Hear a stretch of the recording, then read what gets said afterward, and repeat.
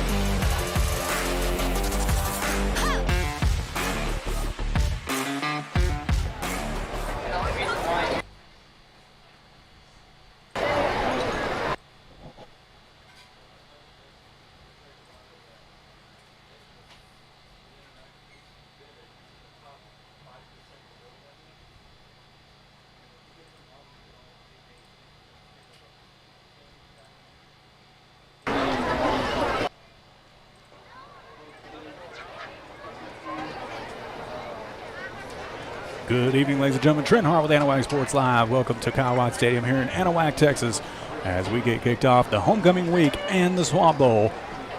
As the format tonight is going to be a little bit different. We're going to be changing a little bit things up. Both bands have their Region 10 competition tomorrow. And I probably got that number wrong, but they got their UIL marching contest tomorrow, so they're going to be performing first before we get started with the pregame show.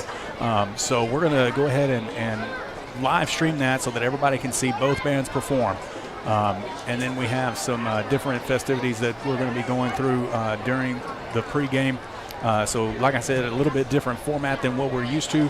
However, we appreciate everybody coming in and taking a look at what the bands are going to be doing for their contest tomorrow. And we'll be back here shortly with my broadcast partner, Alex Outram, and Terry Fortenberry up above me on the camera for the pregame show here after the bands perform.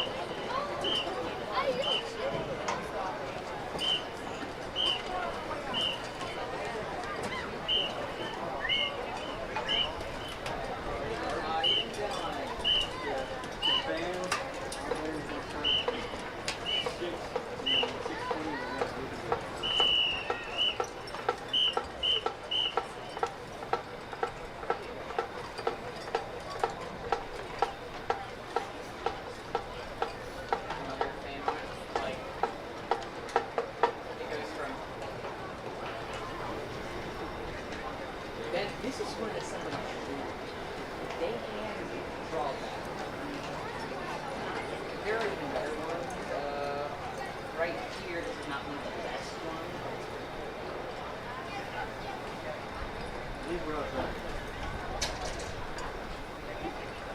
dude. He's trying not to laugh.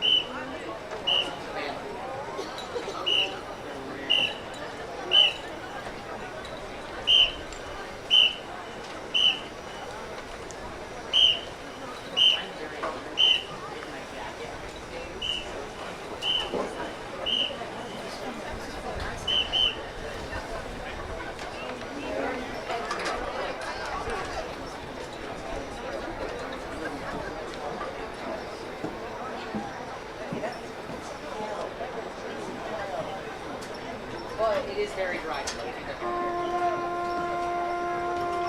Whenever he gets the comp set up, I'll just talk to you on there. Oh, I didn't even realize I had it. Hold on.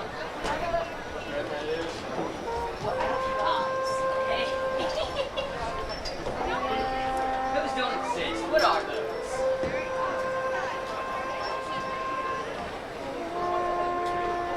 Is he finally here?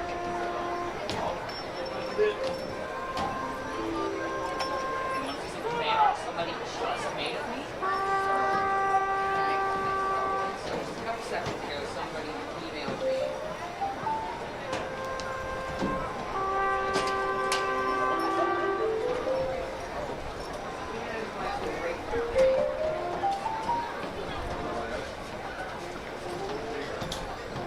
He's here.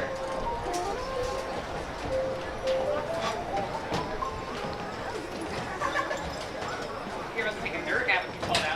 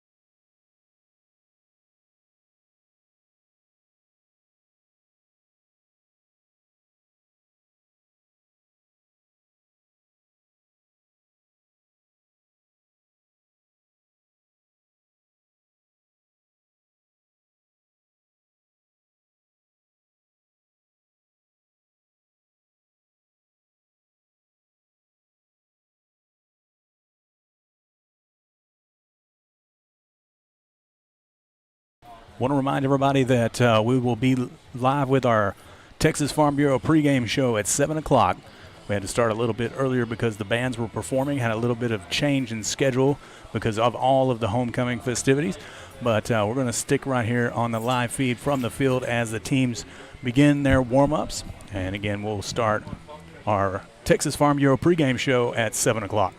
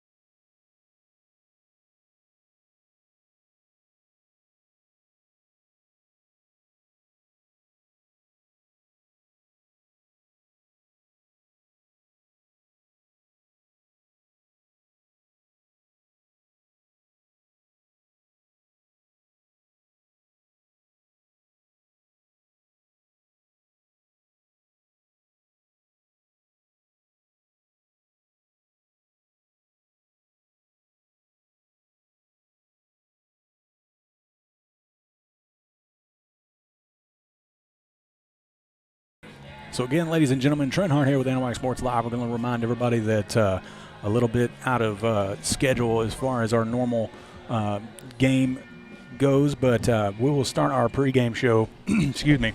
We'll start our pregame show at 7 o'clock p.m. That's Texas Farm Bureau pregame show. Alex Outram will be back up here with me, and down on the field currently with head coach of the Anahuac Panthers, athletic director Greg Neese. It is homecoming tonight, so we will have a lot of different homecoming festivities, especially during halftime. So don't go anywhere. Stay tuned as we'll start the Texas Farm Bureau pregame show at 7 o'clock. And I want to let everybody know that we're muted because of background music, and we don't want to get copyrighted and get kicked off stream early. So just a reminder that we're muted because of music in the background. And be sure to stick around again, ladies and gentlemen, for 7 o'clock pregame show starting right here on Anahuac Sports Live.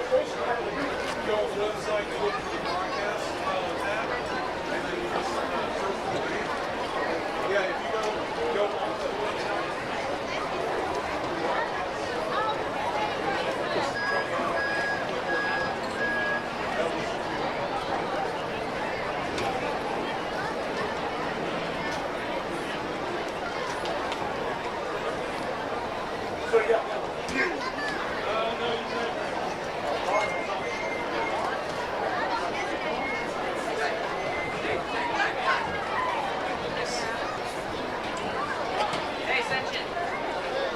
I think we have a bit of a tech problem up here. Huge feedback on the headphones. Major feedback, and it's not even related. Like it's the most major feedback I've ever gotten.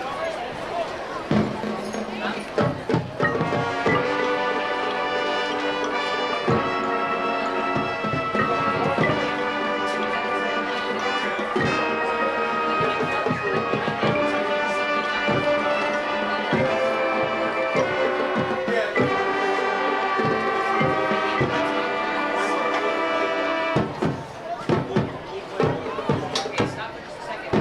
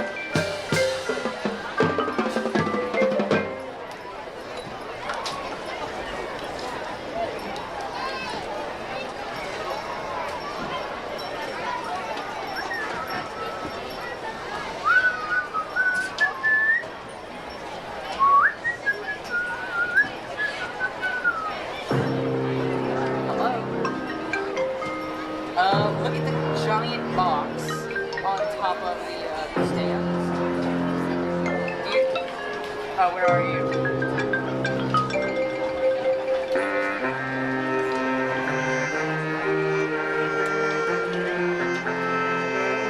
Yard line there. Oh, I see you.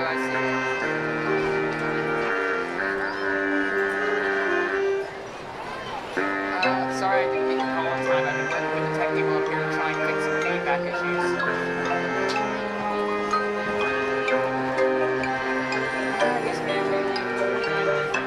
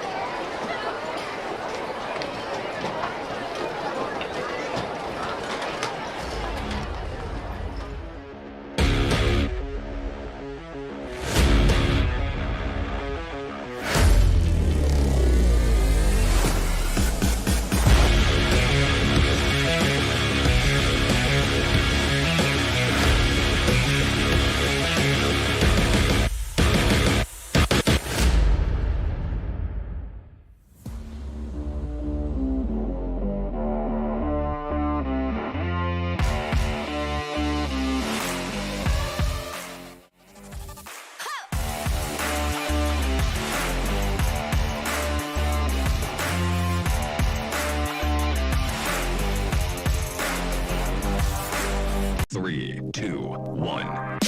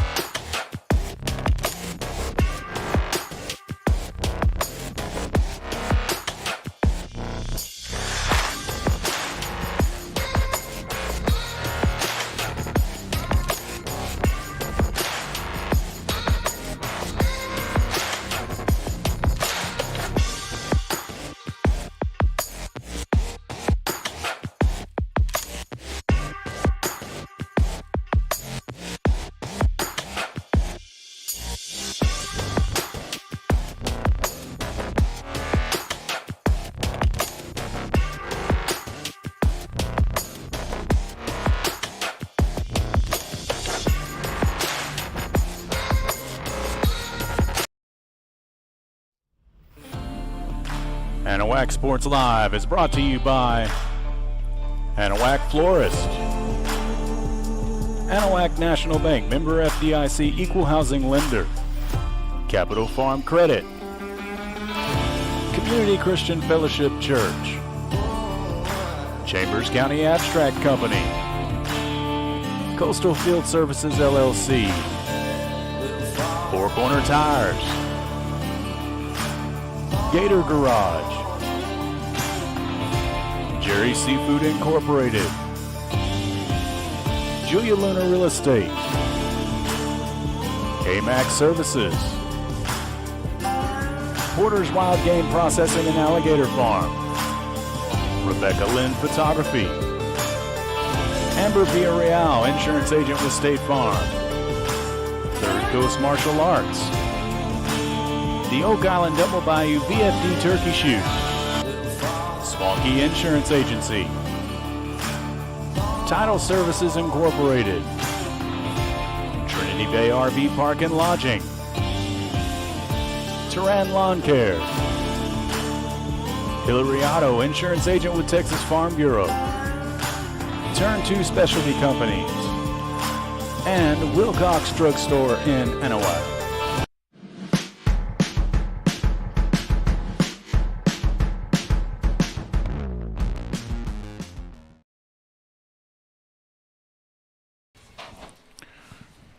Welcome in to the Texas Farm Bureau Agent Hillary Auto pregame show.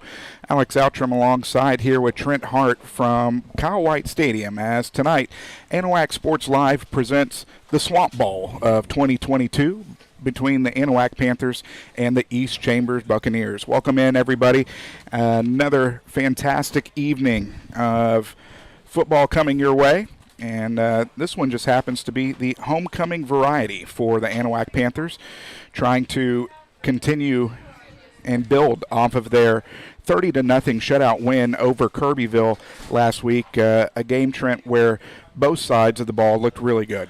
Well, and it did, Alex. I mean, the offense really found their footing and got back on track last week versus Kirbyville, shutting out the Wildcats 30-0. The Panthers showed a much better effort, and they were determined to make a statement early. They did that. They were able to do a much better job of establishing the run. Landon Corbett coming back last week was a big deal, but it was a community effort between Della O and Wilson, and the passing game was back to full form. You mentioned it. One of the great things about the Panther offense so far this year, in fact, head coach Greg Neese highlighted it on the pregame interview, the lack of turnovers that the team has really had this year. Well, that's right. I mean, they've only had one interception and one fumble. One of those fumbles coming last week, and it was down inside the 5 on an interception return that could have been a touchdown for Brooks Henneke, and we'll get into some of the defensive stats here in a little bit. But looking at the Panther offense, 38 points per game, still averaging one of the better points per game in the area. if you look at the stats within the Southeast Texas area, but you look at the yardage. I mean, yeah, the passing is a little bit more, but it's been fairly balanced. 625 yards through the air for the Anahuac Panthers, 1,318 rushing yards, which, gives them a total offense of just under 3,000 for the year and 35 touchdowns. Yeah, and that's something that we haven't seen out of this Anahuac Panther offense, just especially this early into the season, where the offense has seemingly been clicking on all cylinders. And one of the key cogs, obviously the freshman quarterback, Brady Barrier.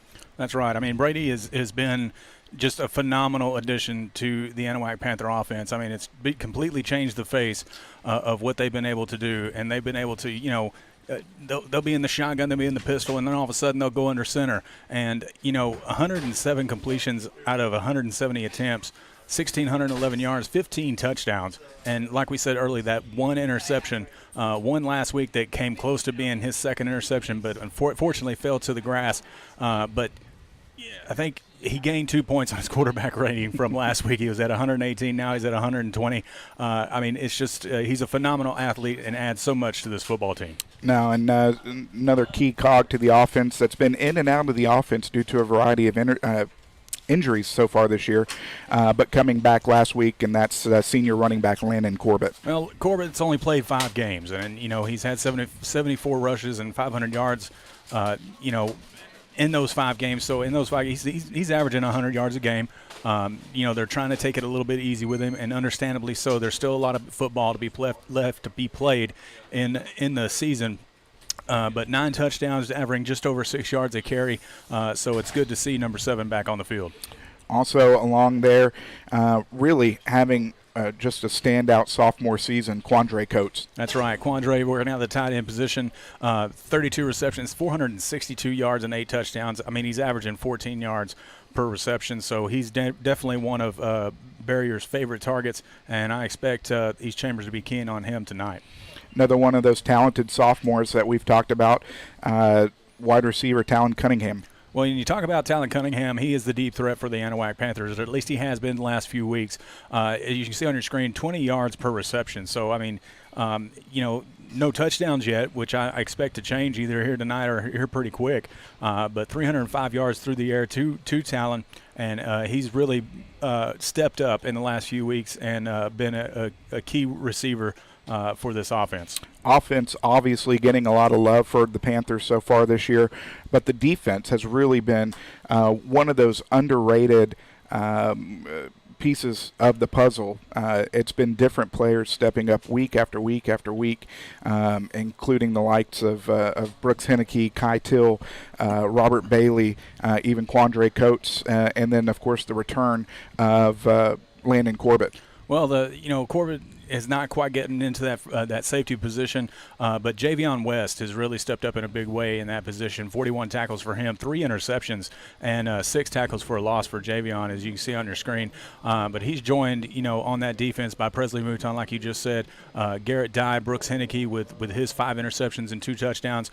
Tyler Kelly, one of the other sophomores flying all over the field, leading the Panther defense with 54 tackles, 1 sack and 1 fumble recovery. And then you've got the senior Kai Till, the leader on that field, wrapping things up there for the Panther defense. And, the Panthers, they held Kirbyville last week. Obviously, they shut them out, but they also held them to just over 100 yards of total offense. No, absolutely. But this week, the talent on the other side of the field definitely takes a step up, and that is led by one of the best players in this district, Jacoby Peralt. Well, Jacoby Peralt, I've said it the last few years that we've watched him. I feel like he's probably one of the best quarterbacks in 3A football. He's super fast, and as a 4-year starter, he's super smart. And he got a cannon for for an arm, and he can throw that football.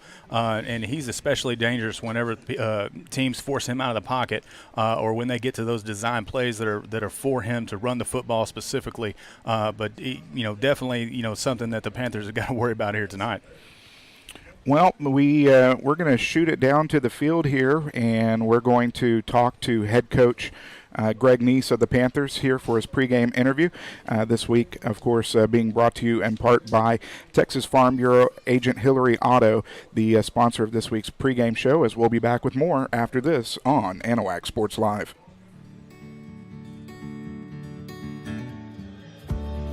Whatever it is you wrangle, whatever seeds you sow, no matter what you nurture or what you choose to grow, at Texas Farm Bureau Insurance, we're proud to protect all Texans. Touch on that.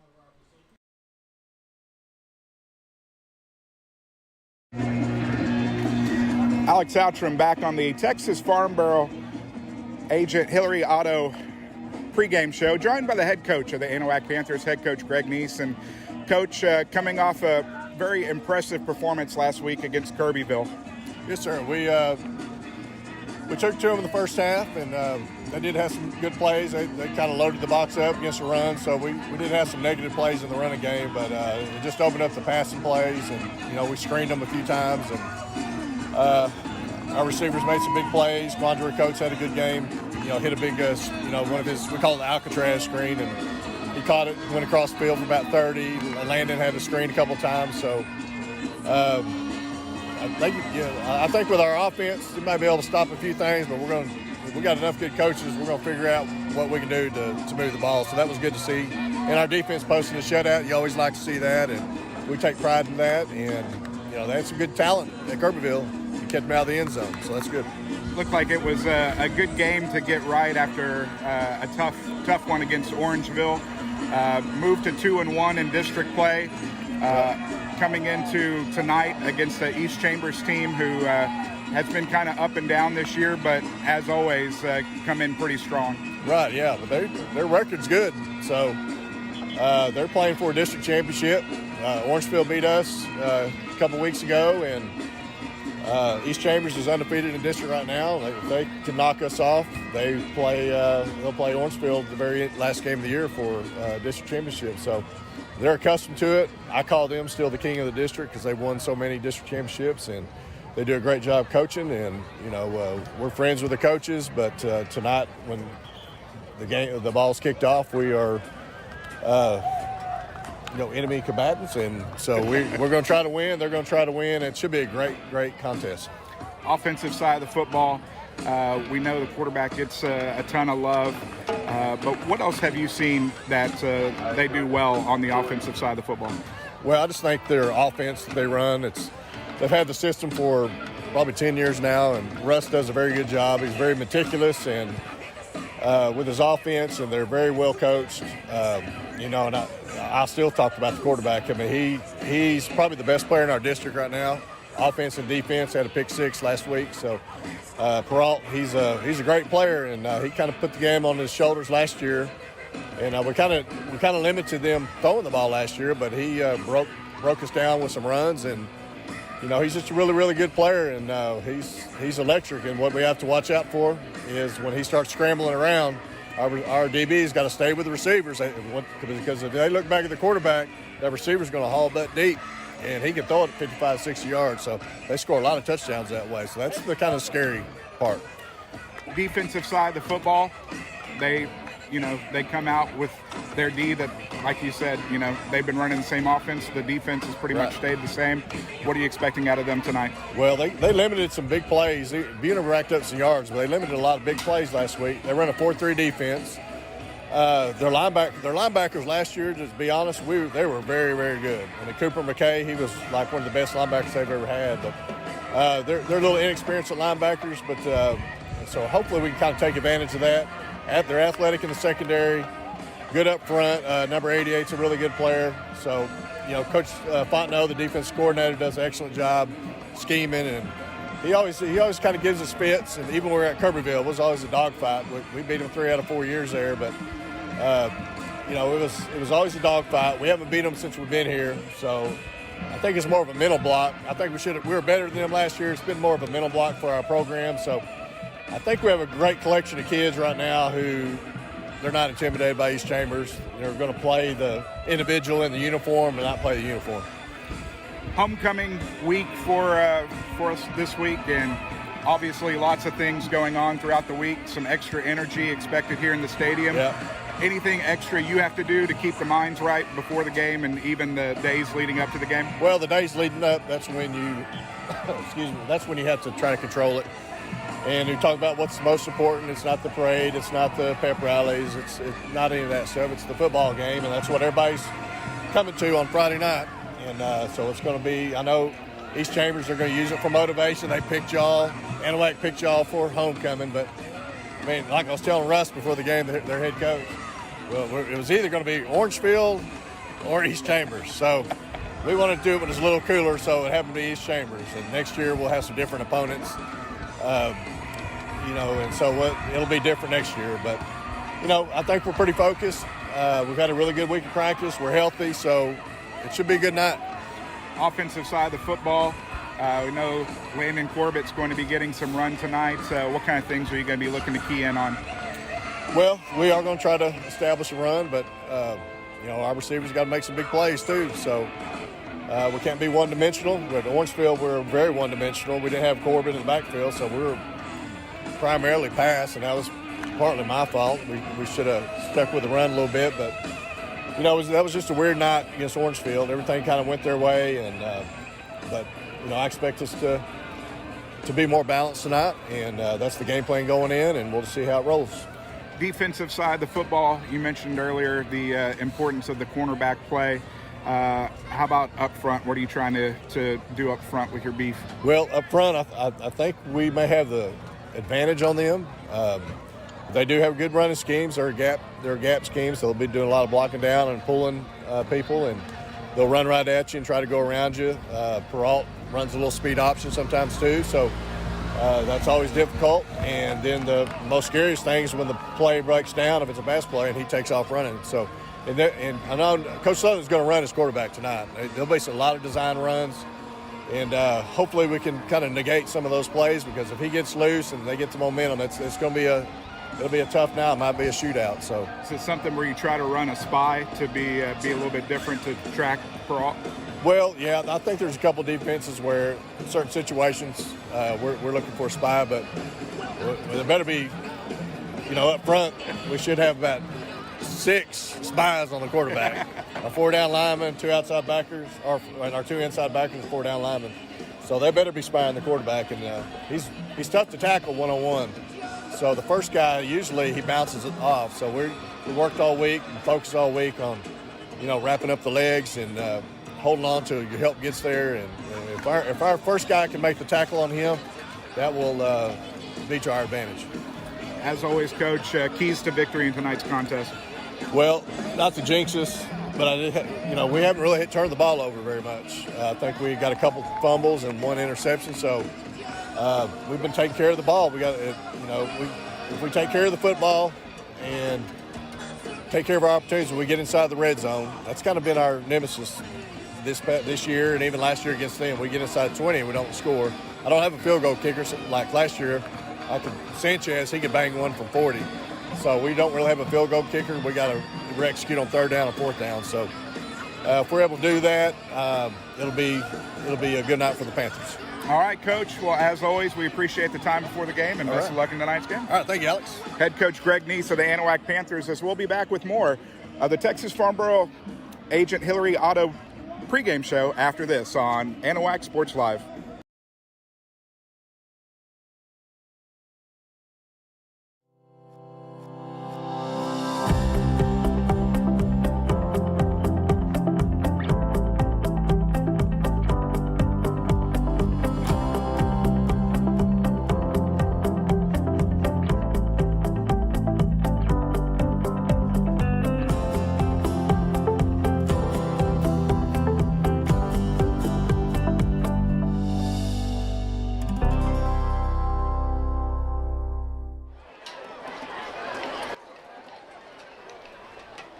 Alex Outram, Trent Hart, Terry Fortenberry back here from Kyle White Stadium on the campus of Anahuac High School, where tonight Anahuac Sports Live is bringing you East Chambers and Anahuac, the 2022 Swamp Bowl.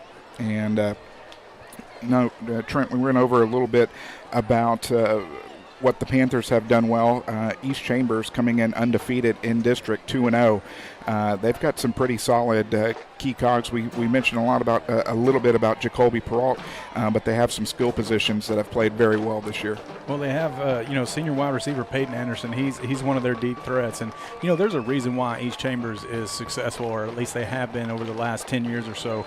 And Coach Nee said it. They got a great coaching staff over there. Head coach Russ Sutherland does a great job with those kids. They, as far as their running game is concerned, against Buna, they were using a running back by committee. One of those was senior running back Chris West, and then two juniors, Jaden Thibodeau and Hayden Reeves. Thibodeau, he's very quick to bounce the outside, and he has great speed. But I think they have a running back that is coming back here tonight off of an injury that is also going to make an impact. So we know with Hayden Reeves, the junior running back that hasn't been available, kind of like how Landon's been a little bit banged up this year for the Panthers. But you heard there in the keys to victory, making waves in the red zone. They've had some issues with that, especially in this same ball game last year. It's going to be important to, once you punch it into the red zone, to capitalize on getting that far down the field. Well, it absolutely has, and you said it right. I mean, the Panthers have had some issues when they get into the red zone to go ahead and put it into for six, and you can't play teams like East Chambers or your Orangefields like that you've got to get the points on the board. Like Coach Neese said, I mean, he doesn't have a for sure field goal kicker like he had last year, so they've got to put the ball into the end zone. As far as the offense is concerned and what the defense is going to have to do, they need to set the tone early. They need to make sure that they contain Peralt, get into the backfield and stop their run before it gets back to the line of scrimmage, and penetration up front. And as you mentioned, the defensive front is going to be a key tonight if the Panthers want to beat this East Chambers team. And that is definitely one thing that the Panthers defense has done well, is once they've been able to get into the backfield early on, they've shown that quarterbacks on other teams have been a little bit shaken, and they start to make erratic throws, throw it away, and do things that they normally don't do. Well, and that's the case for most quarterbacks in Texas high school football. You start rattling their cage and getting into the backfield, making them make mistakes and throwing the ball away or just getting sacks. It's frustrating to a quarterback, and he's just going to start forcing the football, and then that's when the momentum changes either way. But defensively, the East Chambers Buccaneers, they're very young. They're only returning, I think, from last year, 2 starters on that defense. Coach Neese talked about Peralt's impact on the defense. Had a pick 6 last week against Buna. He's playing out of the safety position, and he is very aggressive on the field. So they're going to have to be watching out for that as far as the wide receivers go for the Panthers. But they're also, the East Chambers Buccaneers are kind of vulnerable against the run, or at least look like that Buna was able to run the ball pretty effectively, even though the score didn't really reflect that. But otherwise, it should be a shootout here in the Swamp Bowl. We'll take a timeout for the prayer and the national anthem. Father in heaven, we ask your blessing on the game we are about to play. Give each one of us the courage to play this game in a manner which by our words and our actions is pleasing to you. Let us enter into this competition in a spirit of sportsmanship and with respect for the members of the opposing team. We ask you, Father, to bless each one of us, especially the coaches, officials, parents, and players. Keep us under the protection of your Son, Jesus Christ, and help us be aware of his presence with us in this game. Amen.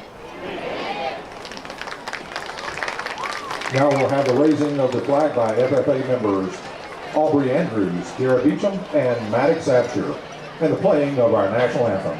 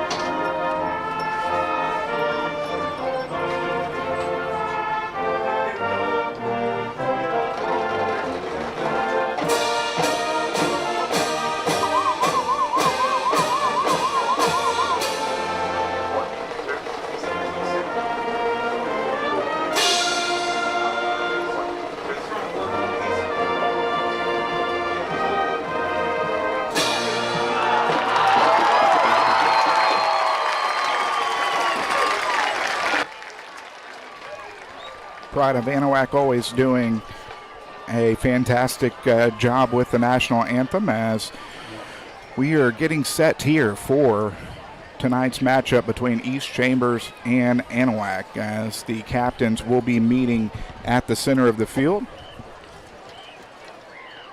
Captains for the Panthers include Landon Corbett, Robert Bailey, Presley Mouton, and Jonathan Cooper. Looking for the Buccaneers,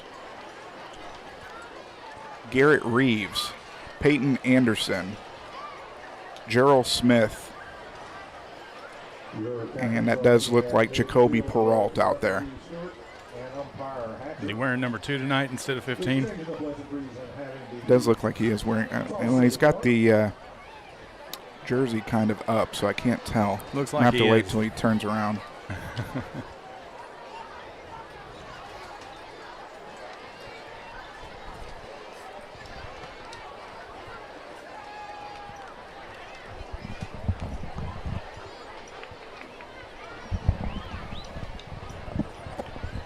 All right, so Anahuac has won the toss, and they will elect to receive. Back on that receiving streak that we saw last year. Want to thank Agent Hillary Otto of Texas Farm Bureau for sponsoring the pregame show as we are set for kickoff.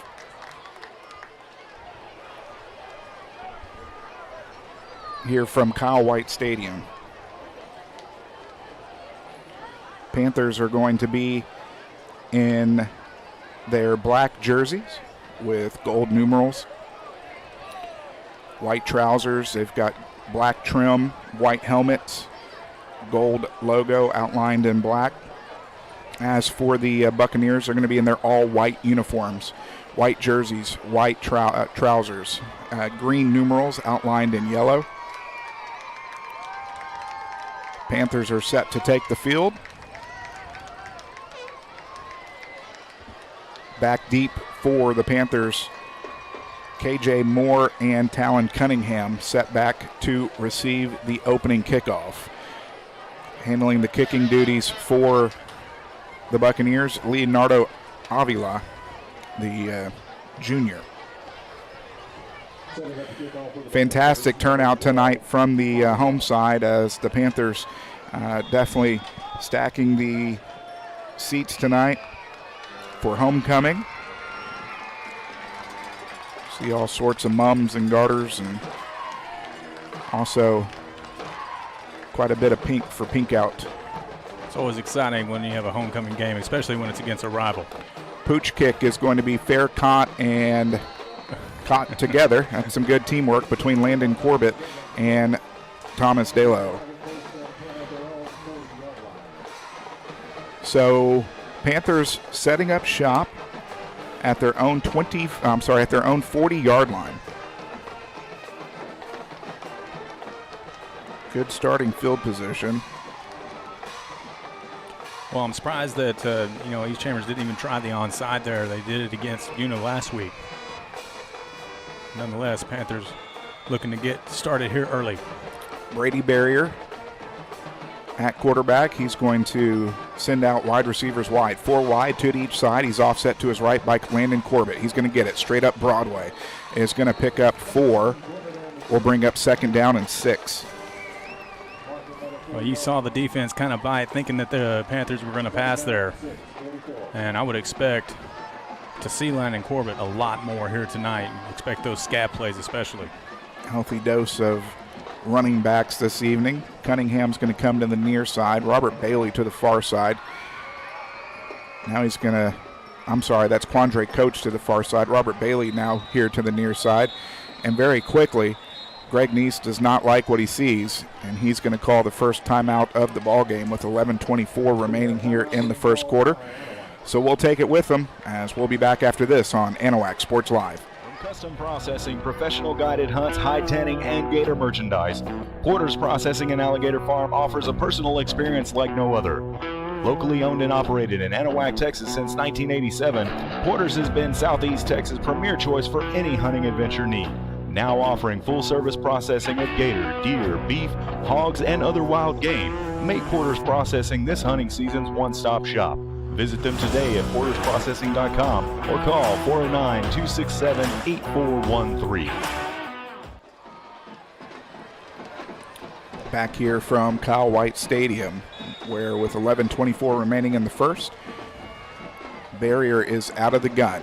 Looking right, goes right, looking for Bailey. He's going to have it. He's going to have it across midfield to the 48, otherwise known as the 52. That'll move the chains, first down. Well, make a nice little jab there toward me, Alex. I appreciate that. Can't give me fastballs down the middle of the plate. Corbett, right side, is going to break a tackle. He's going to break another one. He'll get pushed out of bounds. They're going to give him a pickup of 3. 2nd down and 7. I only said, caught at the 51, I think, once. I mean, I'm allowed 1 mistake per week. Out of the gun, Bailey. 2 to the near side. Left side is going to fight his way forward. There's going to be a flag down in the vicinity of holding. We'll have to see what it is. As it stands right now, it would be a pickup of 3.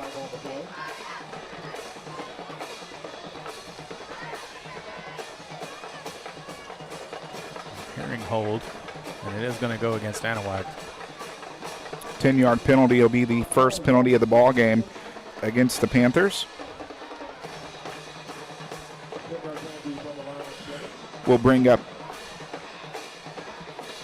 2nd down and 17. Well, we talk about penalties all the time. Last week, 6 penalties, 56 yards on the Panthers, even in the shutout. So hopefully they can limit that this week. So 2nd down and 17 from the Panther 45. Back into their own territory. Barrier will go out of the gun. Lone setback is Corbett. Looking right, going There's to Cunningham, yeah. And they're going to get him. That's going to be holding on the Buccaneers. They're going to get 10 yards back and move the chains for a first down. Well, they might even rule. I mean, he had a hold of the jersey. They might give him pass interference on it. We'll see what the official call, but it looks like a 10-yarder. So they'll get it back where it was prior to the previous penalty. 2nd down and 7. That's an automatic first down. Thank you for that correction, especially when I say, 51 or 52-yard line too. First down and 10 from the Buccaneer 45. Barrier will come under center. 2 setbacks. Fakes the pitch, rolling right, has Bailey downfield. He's going to go to Coates, and Coates is going to fight his way forward. He's going to lose the football into a Buccaneer defender, and that's going to be just the 3rd turnover of the year for the Panthers. Well, that's an unfortunate turn there. I mean, great job by the Buccaneer defense, reaching in and trying to strip the ball. But, Coates has just got to secure the football on something like that, especially when you're that close to the sideline. So drive ends in a turnover. Buccaneers take over from their own 37-yard line. Jacoby Peralt will bring his offense onto the field.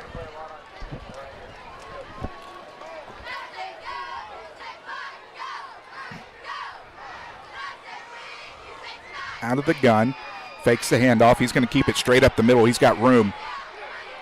He's going to pick up 9 before he was met by Kai Till, saving the first down. Well, that's one of those design plays that we were talking about, faking the handoff and then the big hole opening up front for Peralt to get some chunk yardage on that play. 2nd down and 1 from the Buccaneer 46-yard line. We'll tick under 10 minutes remaining here in the first quarter. Peralt out of the gun. He's got 2 receivers to the far side. Sends one in motion. It's going to hand off straight to the lone back, and he's going to fight his way forward, dragging a defender with him. Goodness. And getting and fighting his way down there was Thibodeau. And just like you mentioned, Thibodeau doing took off like a bullet. Yeah, he's very, very quick. And hit the hole. We got a flag somewhere, if I heard that correctly. Or just a towel. Personal foul against the Panthers. So another penalty. So we got down to the 21. So that was a pickup of 29 and 4 is 33-yard rush for Thibodeau. Tack on a 15-yard penalty, 2nd of the ball game. Very quickly for 25 yards against the Panthers. The ball's being placed just outside the 10-yard line. So half the distance to the goal. On the personal foul, sets him up inside the red zone. 1st down and 10 from the Panther 11. Defense having to man up here very quickly.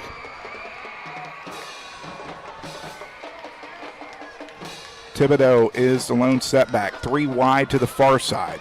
Pitch is going to go to Thibodeau. Panthers are going to be able to be there as in on the tackle. I think that was Bryson Campbell. Yeah, it was. I thought it was 33. I wasn't sure. So no gain on the play. 2nd down and 10 from the 11.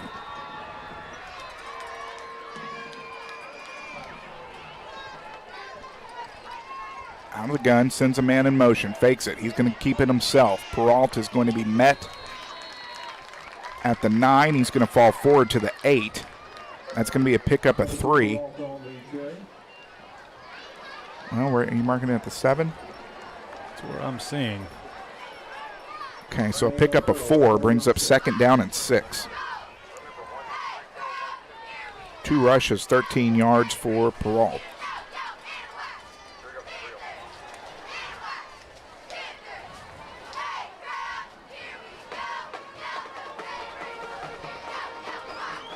A big 3rd down for the Panthers here. They got to make a good stop and at least force the field goal. Watch the fade corner pass. Got it off with 1 second on the play clock. Into the end zone. The fade is caught and touchdown from 7 yards out. And I said it. They threw the fade against Buna a couple times last week, and they did it to perfection right there. Good coverage. Just wasn't able to get any hands on it with Talon Cunningham. Darius Green on the reception. First pass of the ball game for Peralt. Completes it. And on to tack on the extra point. Leonardo Avila Kick is through and true. So with 8:03 remaining here in the first quarter, the Buccaneers have struck first as they take the lead 7-0. Back after this on Anahuac Sports Live. Building a new home? Does your driveway need that long overdue facelift? Or are you just looking to finally get your lot cleared and ready to build something great? Look no further and trust the locally owned and operated professionals at Title Services Incorporated.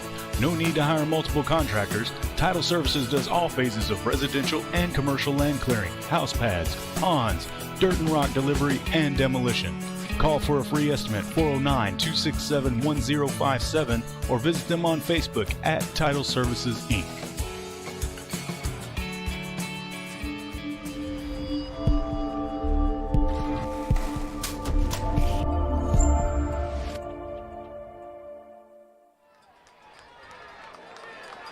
Alex Outram, Trent Hart, Terry Fortenberry back here from Kyle White Stadium, where the Buccaneers have struck first in tonight's Swamp Bowl as they lead at 7-0 with 8:03 remaining here in the first quarter. It was a 5-play, 63-yard drive that took 2:29 off the clock. Jacoby Peralt hooked up with Darius Green on a fade from 7 yards out. Avila tacked on the extra point, and your new score, 7-0 on your Turkey Trot scoreboard. Corbett's going to call for the fair catch on the pooch kick. It is going to come down at the 32. We're going to give him the 32, as that is where Anahuac will set up their second drive of the ballgame. We can tell that the East Chambers staff did their homework this last week. I mean, that for the most part, keeping it on the ground until the fade pass for the touchdown. But the East Chambers Buccaneers offense doing a great job of opening the holes up front and just marched it all the way down the field. And it's important that the Anahuac Panthers have to answer here. So first down and 10 from the Panther 32. Barrier onto the field, out of the gun, flanked by 2. He's going to hand it off to Corbett. Corbett trying to go left side. Spin move is going to fight his way forward. He's going to pick up a couple extra. Give him a pick up of 5. Brings up second down and 5.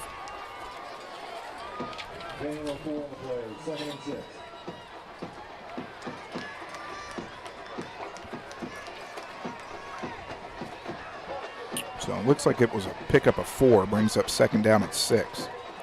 In between the hashes, but 3 carries, 11 yards for Landon Corbett. Out of the gun again, 3 wide, offset by 2 running backs. Quick toss to Cunningham is going to be caught at the 40. Going to pick up another 4. Will bring up third down and 2. 21 yards on 3 for 3 passing for Brady Barrier.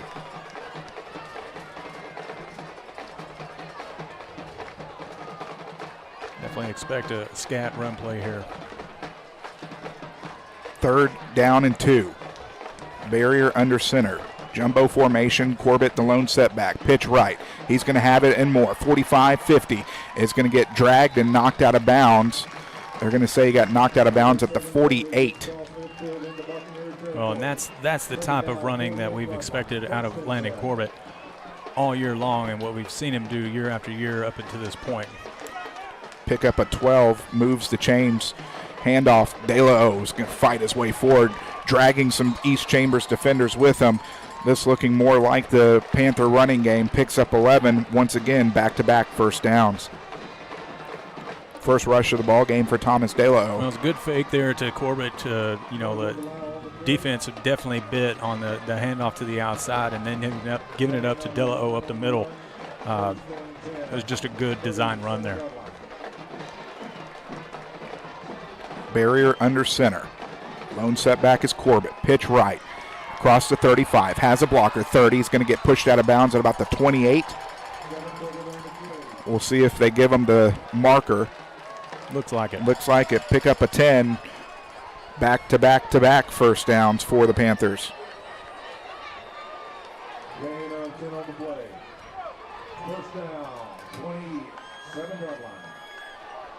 First down and 10 from the Buccaneer 27-yard line. 6:15 and counting here in the first quarter. Fake me out. Handoff goes to Corbett, straight up the gut. Is going to pick up 4, brings up second down and 6. 37 yards on 6 carries for Landon Corbett. On this possession, definitely electing to keep it under center, or at least so far. That's what I was talking about in the pregame show, how much the offensive look for the Panthers have changed this year. They'll go out of the shotgun and the pistol, and then all of a sudden they're under center again.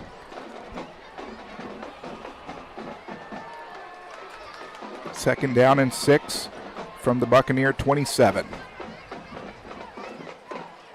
Check that, 23. And we're going to have the second timeout of the first quarter with 5:27 remaining in the first. It is East Chambers leading the Panthers 7-0. Back after this on Anahuac Sports Live.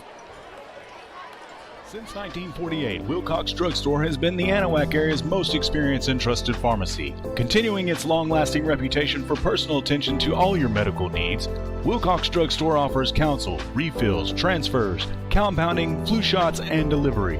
Visit pharmacist Dave Wilcox and his experienced staff today at 1208 Miller Street in Anahuac or call 409-267-6141. Wilcox Drugstore, delivering solutions, delivering confidence. I want to thank Capital Farm Credit for sponsoring the first quarter. 120 Broadway in Winnie. 409-400-4066. Barrier under center. It's Corbett, the lone setback. He's going to take the pitch right. He's got blockers again across the 20 into the red zone. Is going to pick up 6. Will move the chains, first down. Well, Landon Corbett definitely looking like the Landon Corbett of old, especially coming off the shoulder injury like he had and a little bit of knee trouble. But doesn't look like it's bothering him here in this football game. I'm sorry, they gave him 5. Oh, I thought they gave him enough for I thought they did. 3rd down and 1 in the Buccaneer red zone. From the 18. Imagine no change here. Barrier under center, 2 wide, 1 to each side. Corbett, the lone setback. Barrier's going to push it forward himself. He's going to stay on his feet, gets a big push. He's going to get down to the 10-yard line. And that's going to be a pickup of 8. Well, great push up there up front, especially leading the way for the Panthers, number 75, Brandon Mayon. Quickly under center, pitch right, De La O, across the 10, across the 5, down to the 3.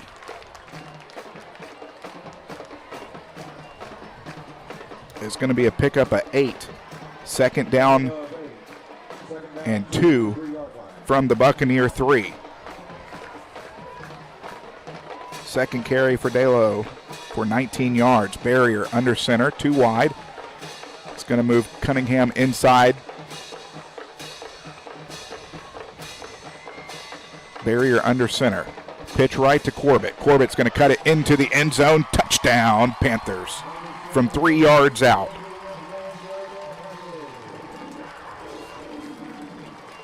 Nice sustained drive there for the Panthers.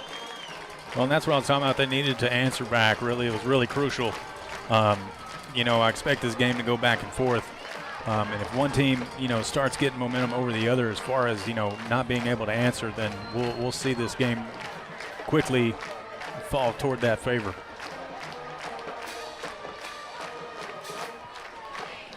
Swinging gate formation is coming back into the point after. Barriers to Holder. Cabrera, the kicker, gets it up and is good. So with 3:50 remaining here in the first quarter, the Panthers have struck back on their second drive of the evening. Your new score, we're all knotted up at 7. Back after this on Anahuac Sports Live.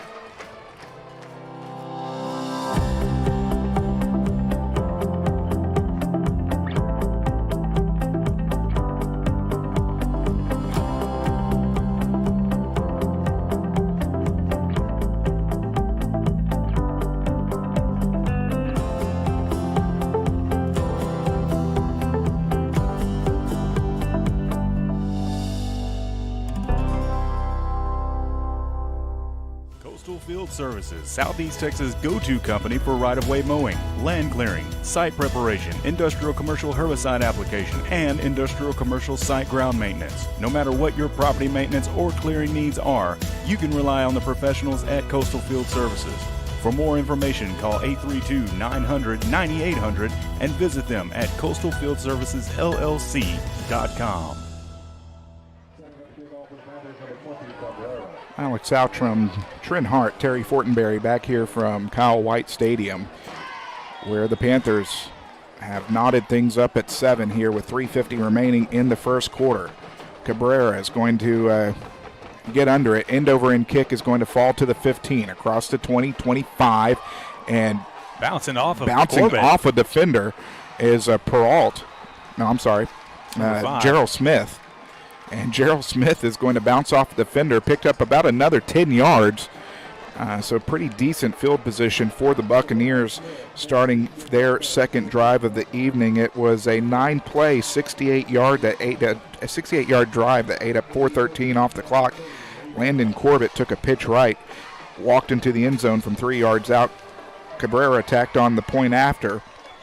Your new score, 7-7 on your Turkey Shoot scoreboard.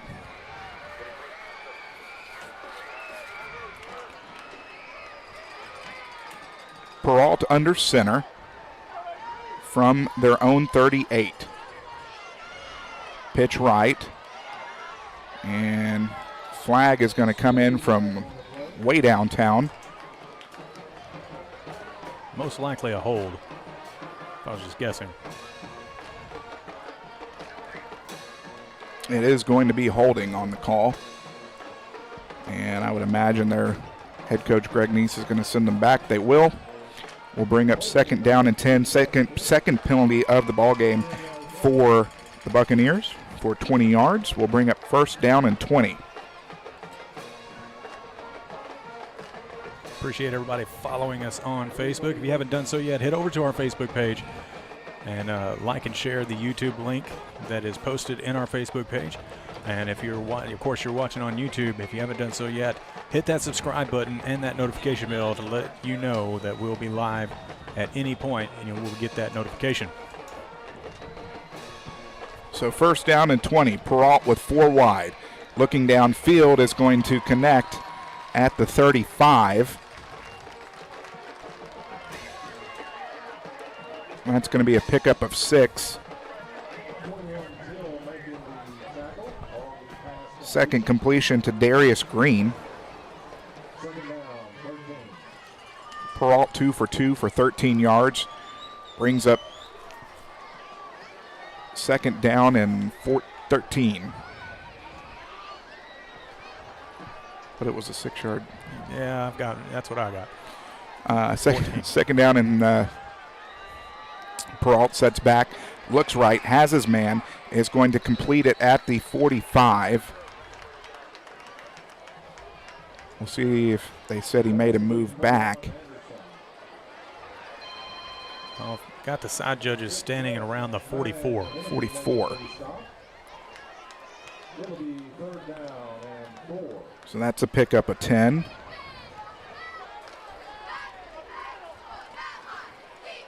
I didn't see what number that went to. I didn't catch it either.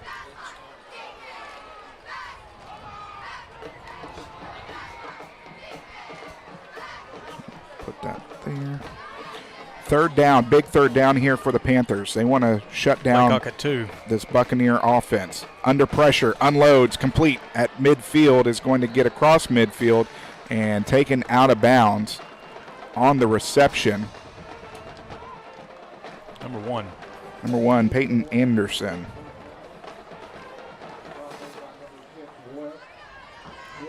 These Chambers, wide receiver, they definitely got some weapons, and the Panthers have got to do a little bit better job that they're doing right now in the coverage. We talked about covering the run, and now we've seen an East Chambers passing team.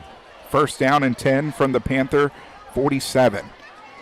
Peralt fakes the handoff. He's going to take it, goes around the left side, has room, cuts back upfield, is going to make a couple tackles miss. There is a flag down, across the 20, into the red zone, pushed out of bounds at the 18. We'll see what the flag down is for. It is a hold. At least that's what I'm. Yeah. So they've got the flag down here at the 42, which if that is where they mark it off, would push it back to the 52, obviously. Well, yes, I know.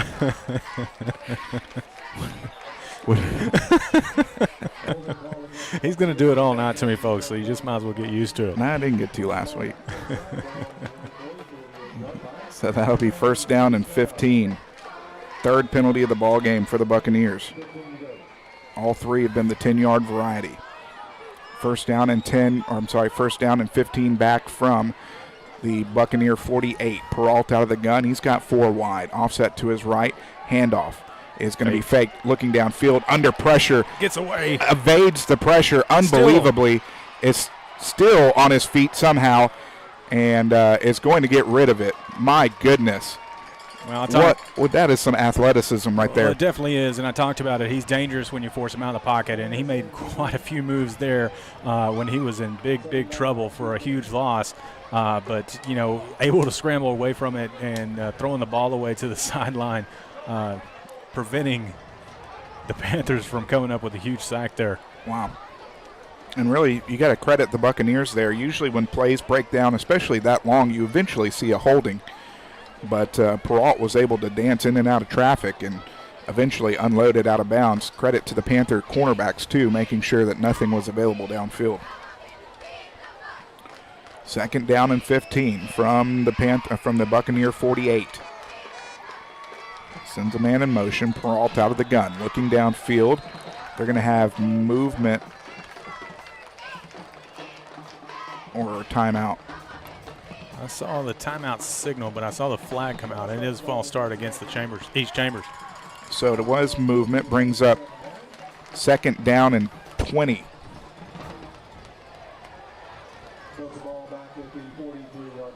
Fourth penalty of the ball game for the Buccaneers. Minute 55 remaining here in the first quarter.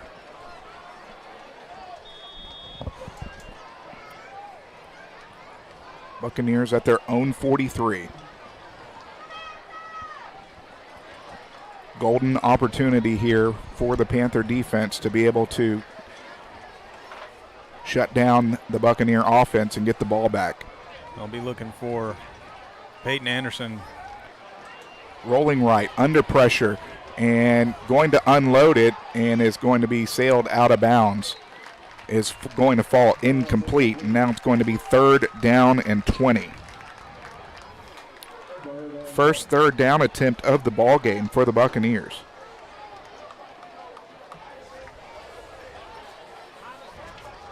Only the second third down here of the ball game so far. It's actually Darius Green on the far side, intended receiver for the Bucs.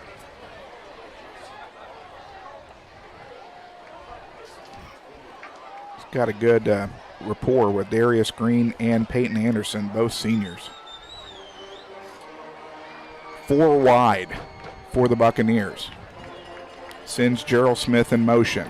Peralta sets back, looking to unload. Has a man, it's wide open, and is going to fall incomplete as Green was the intended receiver down the sideline. He had broken away and created separation from Javion West, which you don't see very often. Javion West is very fast himself, was able to recover a bit and break up the pass. Well, I mean, he had his back turned to him, trying to catch up to the receiver, and, I mean, luckily it was just a little bit low, hitting him in the feet, but I think Javion got away with one there. I may have been holding my breath. Block. Oh, I thought it was blocked. I thought it was too. Cunningham's going to come down with the punt. Flags all over the place. Roughly 27 flags hit the turf at the same time. Looked like some friendly contact there between Cunningham and Javion West. We'll see what the 14 different penalties are. I think every official on the field threw it, and so there should be some. Usually don't see that many. Yeah, there should be some consensus on at least what the call is. You would think. block in the back. It was a block in the back by the Panthers. It's interesting since the Panther made the tackle. Yeah, that's kind of, I don't know if a blocker came in on that at the last second and hit someone as they were coming down or what the case may be, but nonetheless, first down and 20. 10. See, that's what I'm talking about. First down and 10. I was thinking about the last play, 4th and 20, but it's first and 10 from the 23. 1:29 remaining here in the first quarter. Barriers out of the gun, 4 wide. Panthers moving left to right, looking downfield for Cunningham. He has him at the 45, is going to be knocked out of bounds at the 48. Well, we talked about, Talon Cunningham, and he definitely makes his adjustments on the fly, and he definitely came down with a big one there. 25-yard pass and catch.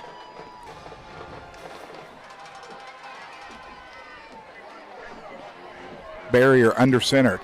2 setbacks. Pitch right, De La O trying to get across midfield, does. Trying to fight his way forward now. It's going to come down to the 49. It's going to be a pickup of 3. Brings up second down and 7.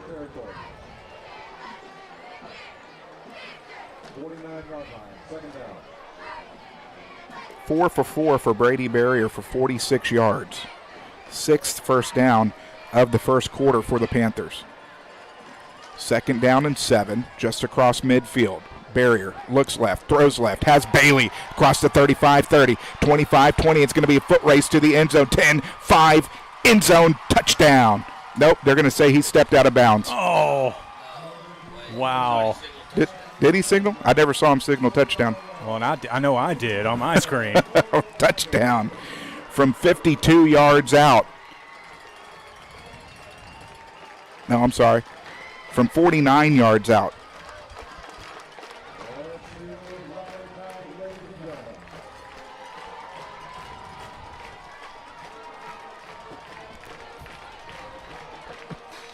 Appreciate the voice of the Panthers.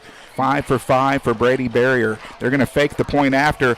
Comes out into the end zone for the 2-point conversion. Barrier connects with De La O. So with 44 seconds remaining in the first quarter, the Panthers, now you're just rubbing off on me. Yeah, exactly. The Panthers have extended their lead, touchdowns on back-to-back possessions. Your new score, 15-7, back after this on Anahuac Sports Live.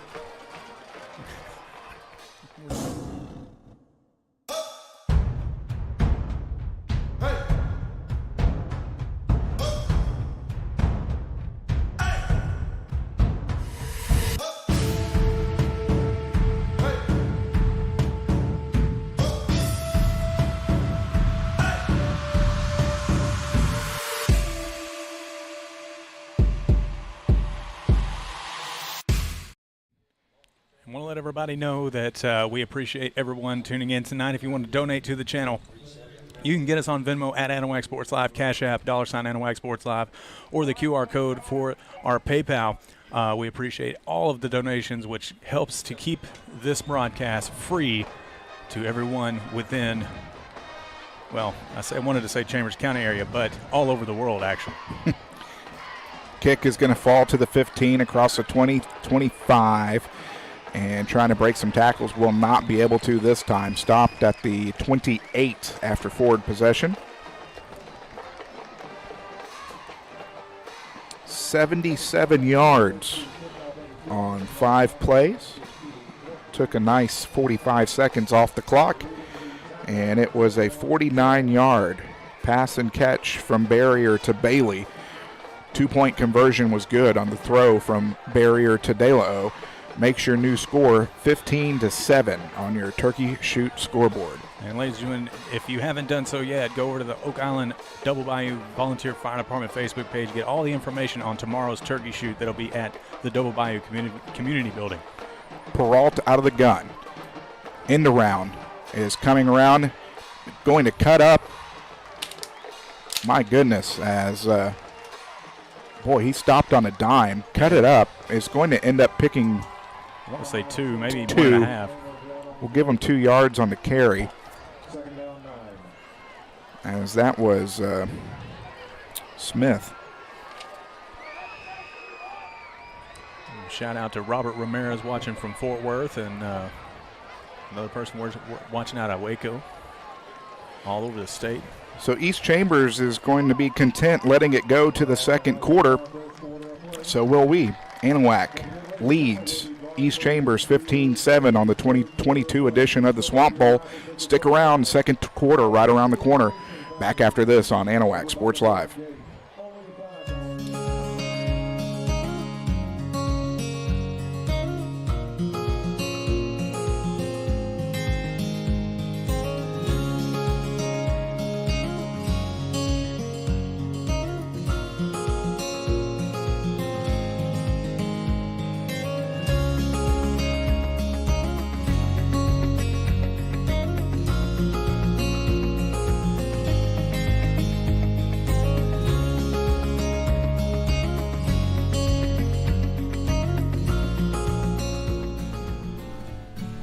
Hello, my name is Mark Poggles, and I'm the pastor at Community Christian Fellowship Church in Oak Island, Texas.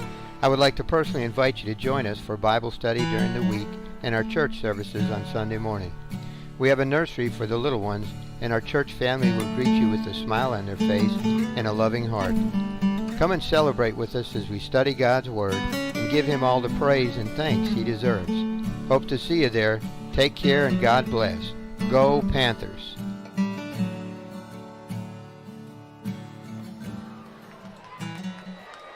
First play of the second quarter is going to be a wide receiver screen, and it's going to get blown up for a loss of 4. That going to Anderson. Number 6 West, tackling the backfield on the pass reception. Loss on the play. After that loss, brings up 3rd down and 12. 3rd down, 11. We're a little bit off tonight, especially with the voice of the Panthers next to us. Rusty. So 3rd down and 11. Scoreboard still says 12, so I'm going with that. Peralt rolling right. Buccaneers moving left to right here in the second quarter. He's going to keep it himself and almost breaks it. Yeah. Boy, what a great shoestring tackle by Bryson Campbell. Again, second time we've mentioned Bryson's name tonight. Nonetheless, no harm, no foul after the pickup of 4. 4th down, and the punting unit will come on for the Buccaneers. Well, I'll tell you what, if it wasn't for that shoestring tackle, I mean, Peralt had a long ton way of, to go. Yeah, he had a ton of green out in front of him, and he would have been off to the races at that point. But nonetheless, a punting unit coming on to the field for the second time tonight for the Bucs. Make sure they don't fake it. High snap, and they are faking it. Trying to look downfield under all sorts of pressure, gets it away. And that is going to be a turnover on downs. Well, it's going to set up the Panthers for excellent field possession on their 3rd possession. Easily their best possession, field position of the ball game. I'm getting a little tongue-tied tonight, Alex. And see, this is what happens whenever you decide to sit in the armchair on Friday nights instead of come and do play-by-play. I wish I would have been. From the East Chambers 30 with 10:33 remaining in the first half. Panthers trying to score on their 3rd consecutive drive.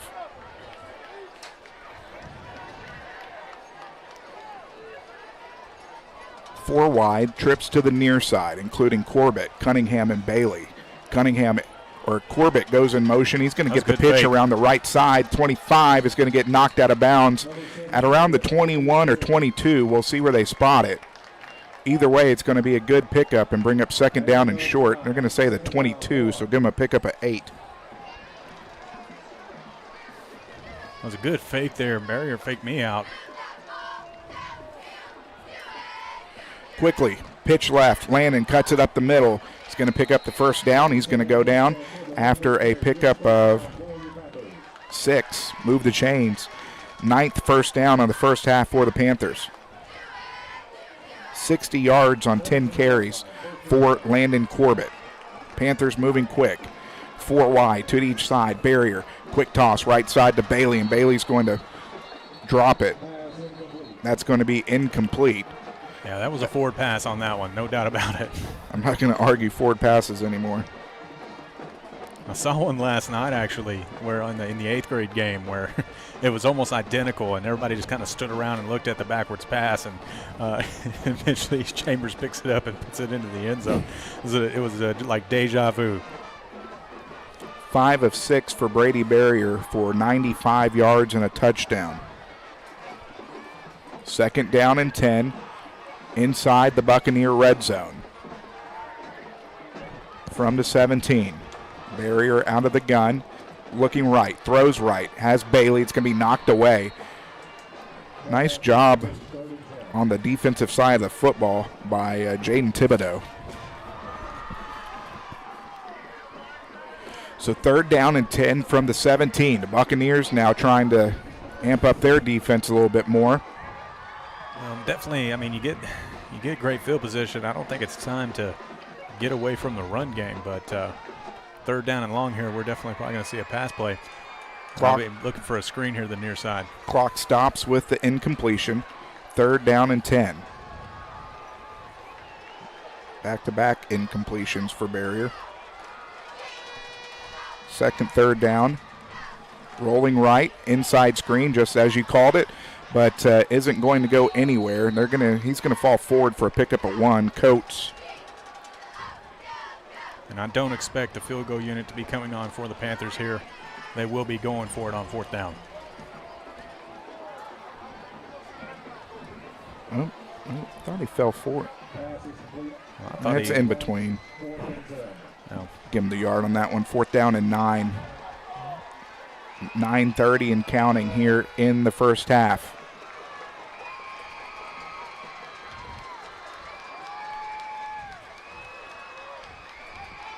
Big 4th down here for both teams. Going to go 3 wide to the far side from the far hash. He's going to send De La O in motion to the near side.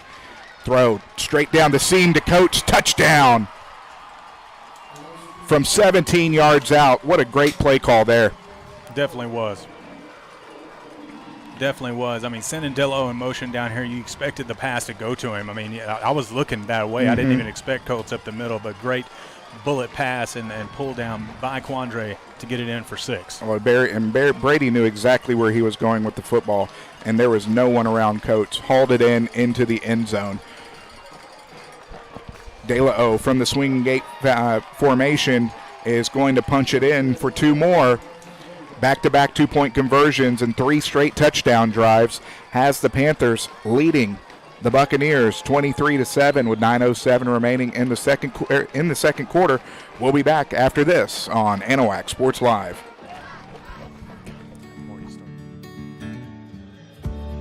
Whatever it is you wrangle, whatever seeds you sow, no matter what you nurture or what you choose to grow, at Texas Farm Bureau Insurance, we're proud to protect all Texans.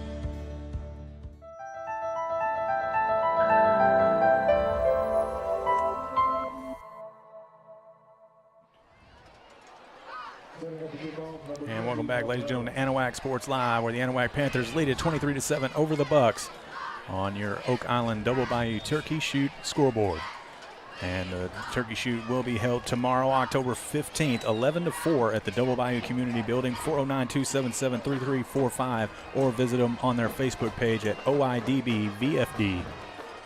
Kickoff is going to hit the turf, picked up at the 20. Host of Panthers there are going to make the tackle at about the 27.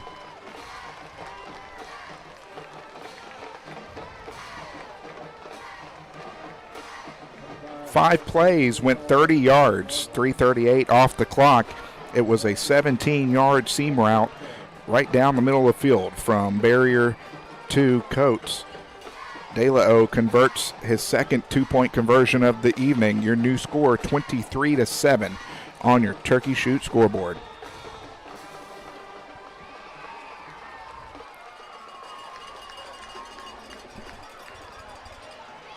Handoff is going to go straight up Broadway, finding his way forward. We'll see where he got forward progress. He at least got a couple on it. Well, maybe 3, actually. Hayden Reeves on the carry. His first of the ball game. His pickup of 3 brings up 2nd down and 7. I want to shout out to Michelle Brandon for donating to the channel. Thank you, Michelle, so much for your generous donation. Peralta out of the gun.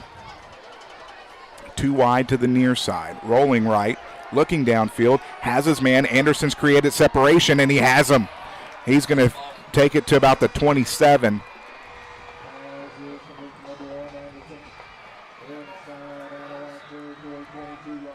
48-yard reception. I saw the same exact play last week when they played Buna, and that's the deep threat that I was talking about earlier. First down.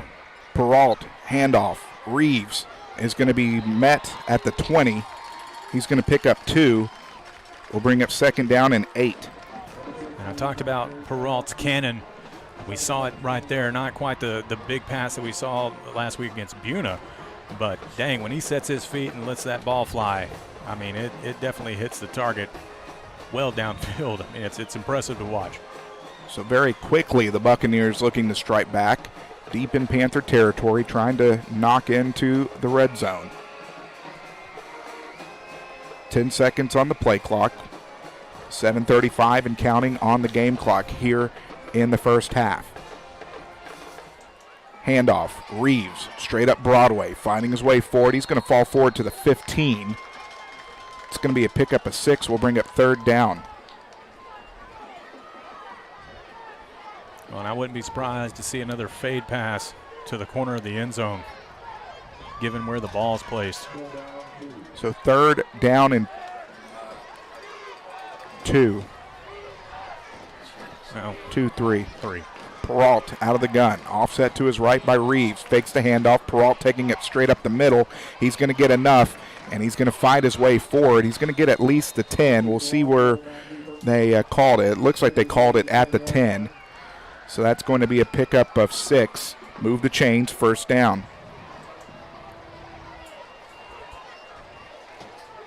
.23 yards on 4 carries for Jacoby Peralta. And now from the 10, it's first down and goal.